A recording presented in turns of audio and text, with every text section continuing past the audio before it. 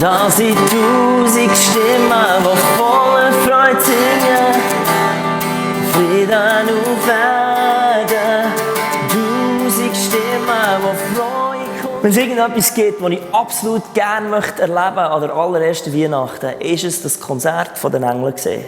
Ich finde es auch noch interessant, dass man eigentlich die Weihnachtsgeschichte von der Geburt von Jesus heute sehr ausblendet hat. Das einzige Überbleibsel, das eigentlich in unserer Gesellschaft noch ist an Weihnachten, von der christlichen Weihnachtsgeschichte, sind die Engel. Und ich wollte natürlich unbedingt ein Lied schreiben, das den Engelsound aufnimmt. Und es hat etwas Majestätisches, das Lied hat etwas ganz Ehrliches, was nämlich an diesem Abend passiert ist. Und eine Einladung, den Retter zu suchen. Da sind 1000 Stimmen, die voller Freude singen.